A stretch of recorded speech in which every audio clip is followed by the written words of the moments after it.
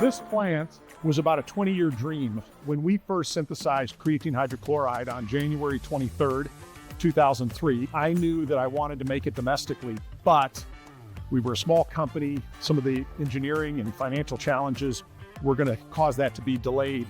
But we broke ground in the summer of 2020 in the midst of the pandemic and decided, no, we're going to use this downtime for the country to build something. We've been making it for a considerable period of time. We taught a partner overseas how to make it according to our quality and our standards, but I always wanted to bring it back. I wanted to onshore the technology where we developed it originally, but we happily use it less. And for all of our products that are involved with Creatine HCl, concrete, Creatine, it's all the domestic made material. Which is almost impossible to find in our industry. It is. There's very, very few products, ingredients, compounds that are made in the U.S. I think that more and more the American consumer is going to expect and demand or trust American-made products and compounds that truly are synthesized here, and we'll be at the forefront of that.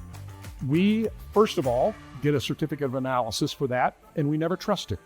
As basic GMP processes, good manufacturing processes require, we have ingredient validation, purity validation, and contaminant validation when you look at everything from microbes to heavy metals to anything that would possibly create some sort of health concern to the American consumer for something they're going to ingest. That's kind of what's basically accepted and expected by the FDA for a supplement manufacturing facility or a supplement company.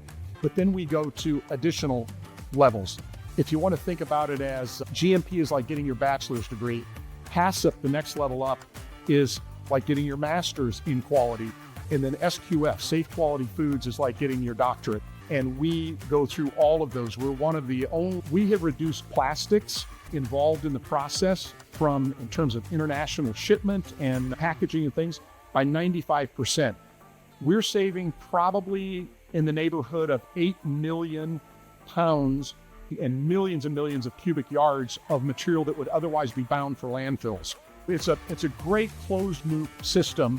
And then after we've used the ethanol a number of times and we decide, okay, we want to start with fresh ethanol, that is not hazardous waste or is chemical refuse. We have a sister company that makes industrial solvents for the recycling industry, and that ethanol, that acidified ethanol, becomes a raw material for that, and it's used to recycle other products.